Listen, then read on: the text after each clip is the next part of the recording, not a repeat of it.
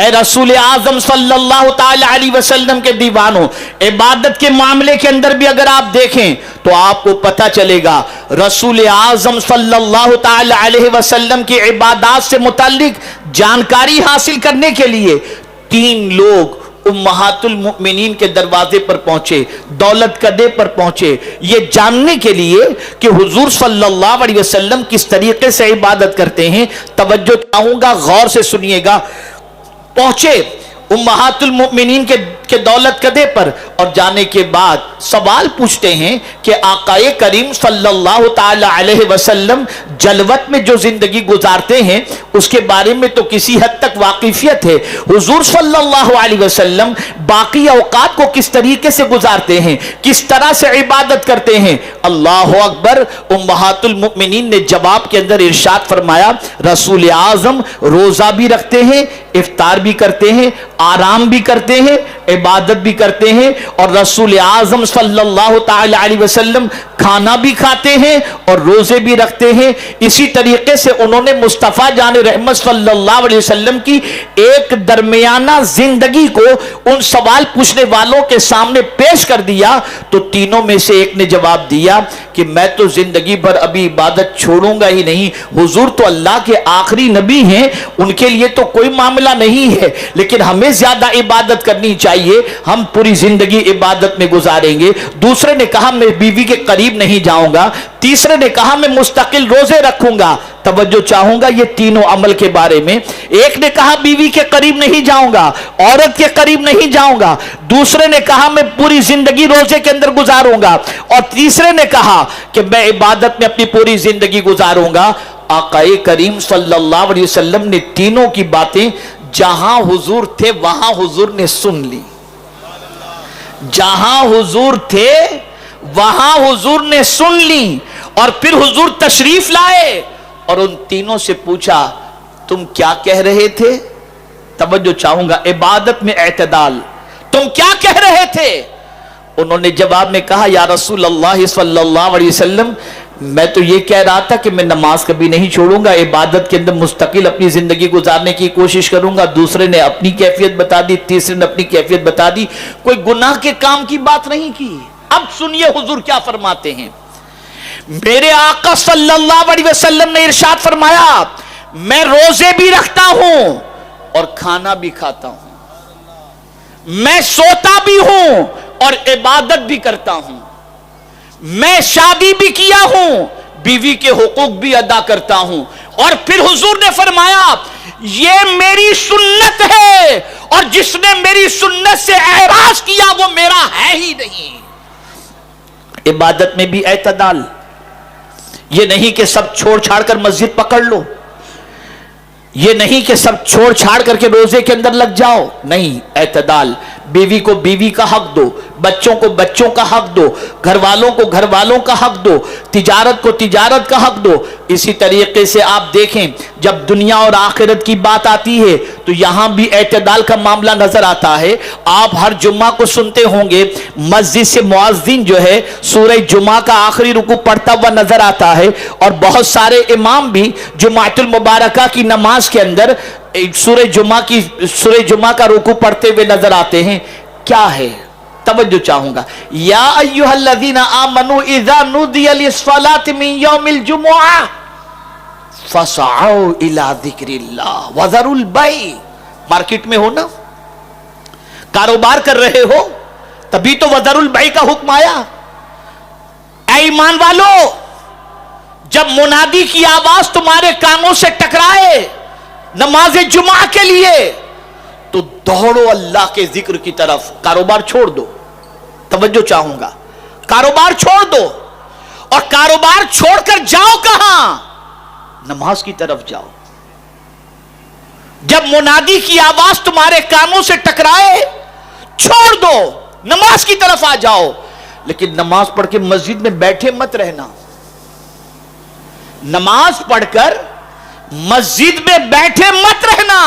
فَإِذَا قُضِيَتِ الصَّلَاةُ فَانتَشِرُوا فِي الْأَرْضِ وَابْتَغُوا مِنْ فَضْلِ اللَّهِ، اور جب تم نماز ادا کر لو تو زمین پر پھیل جاؤ اور روزی تلاش کرو، یعنی دنیا بھی حاصل کرو आखिरत भी हासिल करो, बंदगी भी करो, रोजी भी कमाओ, दोनों चीजों को रखा गया। हमारे यहां इसीलिए रहबानियत है ही नहीं।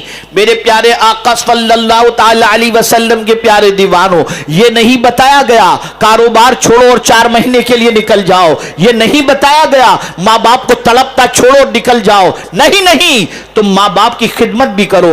और माँ बाप की खिदमत की अगर बात आती है तो मेरे प्यारे आका सल्लल्लाहु ताला अलैहि वसल्लम के प्यारे दीवानों, रसूल आजम सल्लल्लाहु अलैहि वसल्लम ने जिहाद जैसे मौके पर भी जब मां और बाप की बात आती है तो साहबा से सरकार ने फरमाया उनकी खिदमत करना यह जिहाद से भी अफजल व आला है।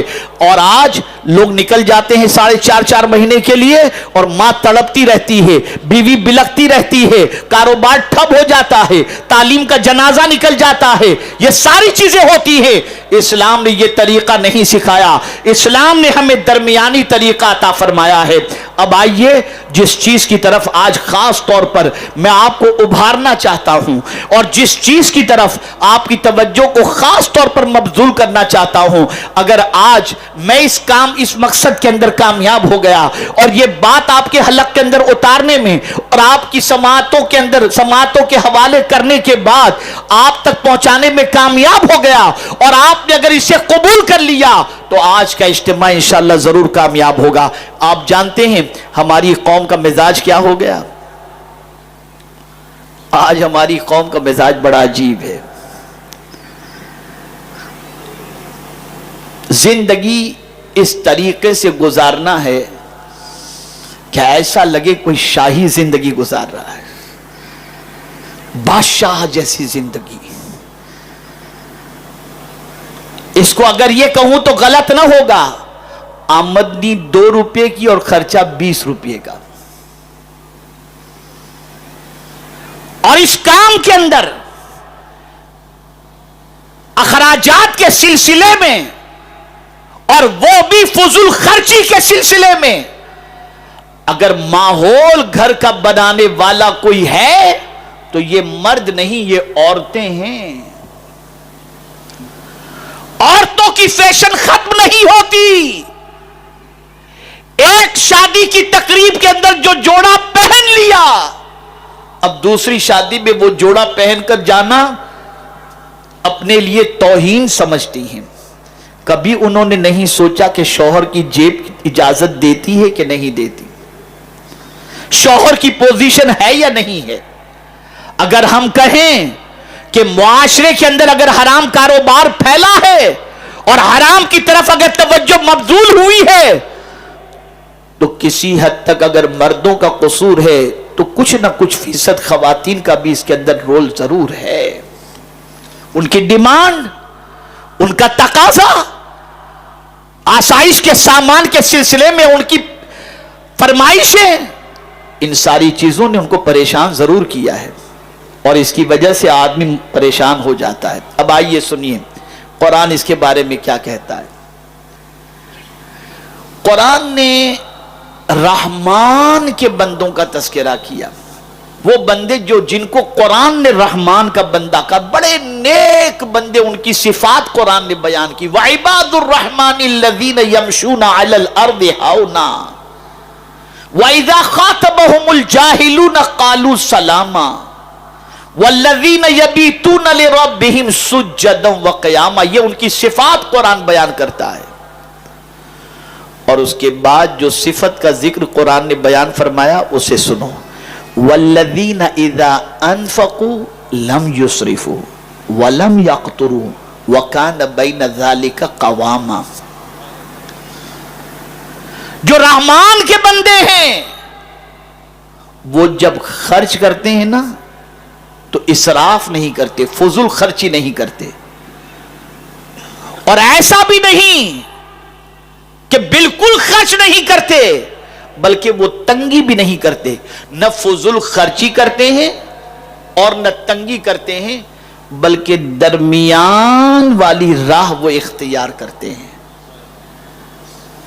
मेरे प्यारे आका सल्लल्लाहु ताला अलैहि वसल्लम के प्यारे दीवानों, यहां पर आला हजरत अजीमुल बरकत इमाम इश्क व मोहब्बत ने फरमाया, नाहक जगह पर अपने माल को खर्च करना یہ ہے اسراف، اس کو کہتے ہیں فضول خرچی۔ ارے میاں اتنا سمجھ لو اور اچھی طریقے سے سمجھ لو، یہ نہ سمجھنا کہ مال تمہارا ہے جس طرح چاہو تم خرچ کرو، نہیں، بلکہ فرمایا گیا وضو میں جتنی پانی کی ضرورت ہے، وضو میں جتنی پانی کی ضرورت ہے، اگر اس سے زیادہ پانی تم نے خرچ کیا تو قیامت میں اس پانی کا بھی حساب تم سے لیا جائے گا، اس پانی کا بھی حساب لیا جائے گا۔ میرے پیارے آقا صلی اللہ تعالی علیہ وسلم کے پیارے دیوانوں، آج اگر ناحق خرچ کے حوالے سے دیکھا جائے، ناحق جگہ پر پیسہ استعمال کرنے کے حوالے سے دیکھا جائے تو ذرا آپ دیکھ لیں، اندازہ لگا لیں تو آپ کو پتا چلے گا۔ آج ہمارے یہاں صرف ممبئی شہر کی شادیوں کے اوپر اگر دیکھا جائے جو خرچ ہوتا ہے، اگر ایک سال شادی میں خرچ جو فضول ہوتا ہے ان خرچوں کو روک دیا جائے اور ان خرچوں کے ذریعے اگر آدمی چاہے تو ہر سال ممبئی کی سرزمین پر ایک کالج تعمیر ہو سکتی ہے، لیکن نہیں۔ 7 قسم کی روٹیاں آتی ہیں شادی کے کھانے کے اندر، یہ عربی روٹی ہے، یہ لبنانی روٹی ہے، یہ تندوری روٹی ہے، یہ رومالی روٹی ہے، یہ گیہوں کی روٹی ہے، یہ اس کی روٹی ہے، یہ اس کی روٹی۔ 7 قسم کی روٹیاں تو کوئی کھاتا ہے نہیں۔ کیا کر رہے ہیں آپ؟ کس طرف جا رہے ہیں آپ؟ جس مال کو بے دریغ آپ خرچ کر رہے ہو، یہ مال آپ کا نہیں ہے، یہ اللہ کی امانت ہے، اور اسے اسی طریقے سے خرچ کرو جس طریقے سے اللہ عز و جل نے خرچ کرنے کا حکم عطا فرمایا ہے۔ ڈیکوریشن 60 لاکھ 20 لاکھ اس کا ڈیکوریشن کیا جاتا ہے۔ ذرا سوچو، کل بروز قیامت اللہ عز و جل پوچھے گا، حدیث مبارکہ میں ہے، آقا کریم صلی اللہ علیہ وسلم نے ارشاد فرمایا، جب تک کہ بندہ 5 سوالوں کے جواب نہیں دے گا قیامت کے دن اپنی جگہ سے ہل نہ سکے گا۔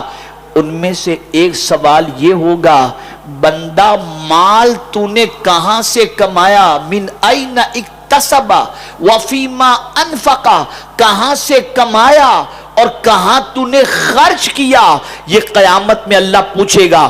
بندہ جب تک اس کا جواب نہیں دے گا قیامت میں اپنی جگہ سے ہل نہ سکے گا۔ میرے پیارے آقا صلی اللہ تعالی علیہ وسلم کے پیارے دیوانوں، بڑی معذرت سے میں عرض کروں گا، بڑی معذرت کے ساتھ میں عرض کروں گا، آج اللہ ماشاءاللہ شادی میں شاید ہی کوئی ایسا ہو جو قرض کے بوجھ تلے دبا ہوا نظر نہ آئے۔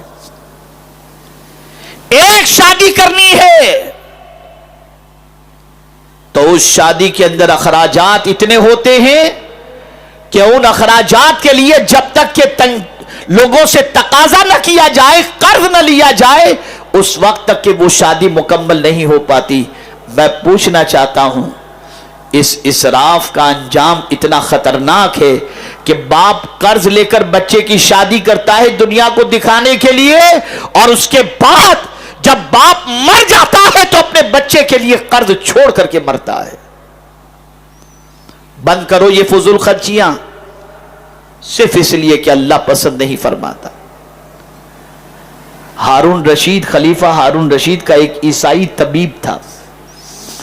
اس عیسائی طبیب نے اس وقت کے ایک بڑے عظیم عالم دین سے اس نے کہا، یار اللہ کی کتاب قرآن مقدس کو تم اتنی عظیم کتاب کہتے ہو، لیکن اس پوری کتاب کے اندر جو ہے وہ علم طب، میڈیکل کے بارے میں کچھ موجود نہیں ہے۔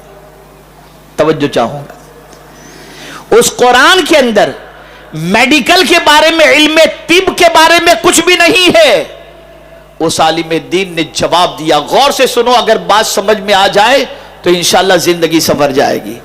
اس عالم دین نے جواب دیا، میں پوری آیت بھی تم کو نہیں بتاتا، تم جو علم طب کی بات کرتے ہو نا، آدھی آیت میں اللہ نے پورا علم طب رکھ دیا ہے۔ آدھی آیت میں وہ چوکا، اور اس عیسائی طبیب نے کہا آدھی آیت میں، کہا ہاں، کہا سناؤ، کہا قرآن کہتا ہے کلو وشربو ولا تسرفو، کھاؤ پیو اور اسراف نہ کرو۔ جیسے ہی اس نے یہ سنا کہنے پر مجبور ہو گیا کہ جس قرآن کے اندر اللہ نے اتنی عظیم بات کہی ہے کہ کھاؤ اور پیو اور اسراف نہ کرو، یہی تو سب سے بڑا مسئلہ ہے کہ انسان ضرورت سے زیادہ کھا لے تو بیمار ہو جاتا ہے، اور فضول کی وجہ سے بہت ساری بیماریاں اس کے اندر جنم لیتی ہیں۔ لیکن قرآن کا یہ فیصلہ اپنی جگہ پر صحیح ہے، اور یقیناً اس کے اندر علم طب موجود ہے۔ آقا کریم صلی اللہ علیہ وسلم نے اسی لیے ارشاد فرمایا جب بھوک لگے تب کھاؤ، اور جب بھوک باقی ہو تو ہاتھ کو کھینچ لو، انشاءاللہ کبھی بیمار نہیں پڑو گے۔ میں اپنی طرف سے عرض کرتا ہوں، لیکن اس چیز پر عمل کرنے کی وجہ سے انشاءاللہ بیمار نہیں پڑو گے۔ لیکن حضور نے یہ فرمایا جب بھوک لگے تب کھاؤ، اور جب بھوک باقی ہو تو کھینچ لو، یہ نہیں کہ اتنا کھا لو کہ 7 اپ کا دھکا مارنا پڑے اندر اتارنے کے لیے۔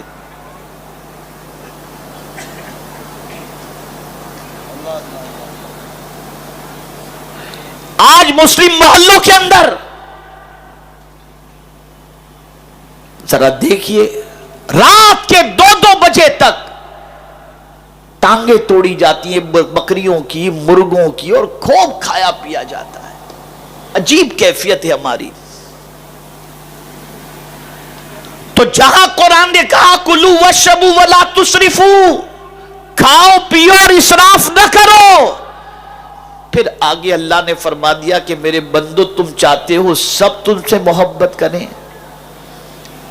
میں بھی چاہتا ہوں کہ میں تم سے محبت کروں، لیکن اگر تم چاہتے ہو کہ کوئی تم سے نفرت نہ کرے تو میں بھی چاہتا ہوں کہ میں تم سے ناراض نہ ہوں۔ تو میرے بندو سن لو، اگر تم چاہتے ہو کہ میں تم سے ناراض نہ رہوں اور تم کو ناپسند نہ کروں تو تم اسراف کی عادت کو چھوڑ دو۔ کلو وشربو ولا تسرفو ان اللہ لا یحب المسرفین، کہ بے شک اللہ فضول خرچی کرنے والے سے محبت نہیں فرماتا، اسراف کرنے والے سے محبت نہیں فرماتا۔ اور جانتے ہیں آپ، یہ جو آج بہت سارے اس قسم کے اخراجات کرنے والوں کو نصیحت کی جاتی ہے، جو فضول خرچی کرتے ہیں اور نصیحتوں کا اثر نہیں ہوتا، حالانکہ یہ آیت آل فرعون کے سلسلے میں ہے، لیکن سبق کے طور پر دیکھا جائے تو انسان کا اللہ کے فرمان کی طرف نہ بڑھنا اور ہدایت قبول نہ کرنا، اس کی ایک وجہ یہ بھی ہے کہ بندہ اسراف کا شکار ہے۔ اسی لیے قرآن کہتا ہے ان اللہ لا یہدی من هو مسرف کذاب، کہ بے شک اللہ عز و جل حد سے تجاوز کرنے والے اور بہت جھوٹ بولنے والے کو ہدایت عطا نہیں فرماتا، نہیں عطا فرماتا۔ اور جو حد سے تجاوز کرتا ہے، فضول خرچی کرتا ہے، اسراف کا شکار ہوتا ہے اور ایمان کی دولت اس کے پاس نہیں ہے، تو اس کا ٹھکانہ کیا ہے جانتے ہیں آپ؟ وَأَنَّ مَرَدَّنَا إِلَى اللَّهِ وَأَنَّ الْمُسْرِفِينَ هُمْ أَصْحَابُ النَّارِ، کہ قرآن کہتا ہے ہماری طرف پلٹنا، اللہ کی طرف پلٹنا ہے، اور ساتھ میں یہ بھی سن لو کہ حد سے تجاوز کرنے والے کا ٹھکانہ جہنم ہے۔ اے رسول اعظم صلی اللہ علیہ وسلم کے دیوانوں، پانی آدھا گلاس پی کر کے پانی کو پھینک دینا، شربت پی کر پھینک دینا، کھانا بچا کر پھینک دینا، ضرورت سے زیادہ کھانا لینا اور اس کے بعد بچا دینا اور ڈسٹ بین کے اندر ڈال دینا، یاد رکھو یہ وہ ساری چیزیں ہیں کہ ان چیزوں کی بنیاد پر اللہ رب العزت جل جلالہ کو ناراضگی، اس کی ناراضگی کو دعوت دینے کے مترادف ہے۔ اب میں آپ کو ایک حدیث سناتا ہوں اور 3 سبق آج آپ کی سماعتوں کے حوالے اور خاص طور پر میری بہنوں کے حوالے میں کرنا چاہوں گا۔ نمبر 1، سوال پوچھ رہا ہوں کتنے لوگ ایسے ہیں جو چاہتے ہیں کہ کبھی وہ غریب نہ ہو؟ کتنے لوگ چاہتے ہیں کہ کبھی وہ غریب نہ ہو؟ جتنے لوگ چاہتے ہیں ہاتھ اونچا کریں ماشاءاللہ. اب اس پر حضور کی حدیث سنیے صلی اللہ علیہ وسلم. آقائے کریم صلی اللہ علیہ وسلم نے ارشاد فرمایا، جو شخص میانہ روی اختیار کرے، یعنی بہت اڑائے بھی نہیں، بہت کنجوسی بھی نہ کرے، میرے آقا صلی اللہ علیہ وسلم فرماتے ہیں وہ کبھی غریب نہیں ہوگا. وہ کبھی غریب نہیں ہوگا، یہ حضور کا فرمان ہے. اب مصیبتیں آتی ہیں، دعا کرتے ہیں. اب یہ 3 باتیں بس آخر میں عرض کر دوں، میری بہنیں بھی سنیں، آپ بھی سنیں، اور یہ سبق یہاں سے لے کر کے اٹھیں. مصیبت آتی ہے تو دعا کے لیے ہاتھ اٹھتے ہیں کہ نہیں اٹھتے؟ جواب دیجیے گا. اتنا بڑا مجمع ہے، میں آپ کا جواب سننا چاہوں گا تاکہ میں سمجھا سکوں، مجھے لگے کہ میں آپ کو سمجھا رہا ہوں اور آپ سمجھ رہے ہیں. مصیبت آتی ہے تو ہاتھ دعا کے لیے اٹھتے ہیں کہ نہیں اٹھتے؟ اٹھتے ہیں نا. کیا سمجھ کر اٹھتے ہیں؟ یہ سمجھ کر کہ جس مولا کو ہم اپنی بات پیش کر رہے ہیں، اپنا دکھ پیش کر رہے ہیں، وہ مولا قریب ہے اور وہ ہماری باتوں کو سنتا ہے. اس تصور کی وجہ سے کہ مولا ہم سے قریب ہے اور ہم اس سے جہاں سے پکاریں وہ ہماری پکار کو سنتا ہے. جواب دیجئے، یہ تصور ہوتا ہے یا نہیں ہوتا؟ ایسا جواب نہیں، مجھے آج ذرا سمجھانا ہے، بہت اہم بات بتا رہا ہوں نا. یہ تصور ہوتا ہے نا. بس ساتھ میں ایک تصور آج بڑھا دو. دعا کے وقت جب تمہارا تصور ہوتا ہے کہ خدا قریب ہے، گناہ کے وقت بھی یہ تصور کر لو کہ خدا قریب ہے. گناہ کے وقت بھی جب گناہ کا ارادہ ہو، شیطان ورگلائے، فوراً سمجھ لینا میں کیسے گناہ کروں، میرا خدا قریب ہے. دوسری بات، ہر وہ کام چھوڑ دو جس کام کے شروع میں بسم اللہ اور آخر میں الحمدللہ پڑھنے کے لیے منع کیا گیا ہو. جو کام آپ نے کرنا ہے، اگر اس کام سے پہلے آپ بسم اللہ نہیں پڑھ سکتے اور اس کام کے بعد میں الحمدللہ نہیں پڑھ سکتے تو وہ کام کرنا چھوڑ دیجئے. وہ کام کرنا چھوڑ دیجئے. آپ کی زندگی گناہوں سے بچ جائے گی. اب میری بہنیں یہ سبق یہاں سے لے کر کے جائیں. آج کی بچیاں بنتی سورتی ہیں، عورتیں بنتی سورتی ہیں کہ کوئی مجھے پسند کرے، شوہر پسند کرے. یہ ایک سوچ ہوتی ہے، میں اچھی طریقے سے رہوں، میرا شوہر مجھے دیکھ کر کے خوش ہو جائے. اچھی چیز ہے، اور شوہر ہی کے لیے بننا سنورنا چاہیے، دوسرے کے لیے تو سنورنا نہیں چاہیے.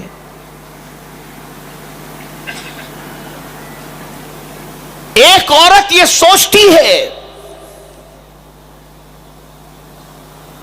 کہ میرا شوہر مجھے پسند کرے، یا اگر غیر شادی شدہ لڑکی ہے تو وہ کبھی رشتے کے سلسلے میں بن سنور کر رہتی ہے، اور اس کے لیے حکم بھی ہے کہ گھر میں جب رہے تو اچھی طریقے سے رہے کہ کبھی بھی کوئی مہمان آ جائے تو وہ اتنی گندی نہ ہو کہ دیکھ کر کے اس سے گھن پیدا ہو، بلکہ ہمیشہ جوان لڑکی کو اچھی طریقے سے گھر میں رہنا چاہیے کہ کبھی بھی کوئی آئے تو دیکھ کر کے اس کی آنکھوں کو ٹھنڈک ہو، اور اگر وہ اپنے بچے کا رشتہ کرنا چاہے تو کر سکے. لیکن آج میں آپ کو بتانا چاہوں گا کہ ہم ہر چیز کے بارے میں سوچتے ہیں کہ فلاں کو پسند، فلاں کو پسند، فلاں کو پسند. اب آج میں اپنی بچیوں سے اور بہنوں سے کہوں گا کہ ذرا آج میں تمہیں بتاتا ہوں اللہ کن عورتوں سے محبت فرماتا ہے، کیسی عورتوں سے اللہ راضی ہوتا ہے. عورت کس حال میں ہو تو اللہ اس سے راضی ہو جائے. تو فرمایا گیا عورت جب باپردہ ہوتی ہے تو اللہ اس سے راضی ہو جاتا ہے. اس عورت کو اللہ، اس عورت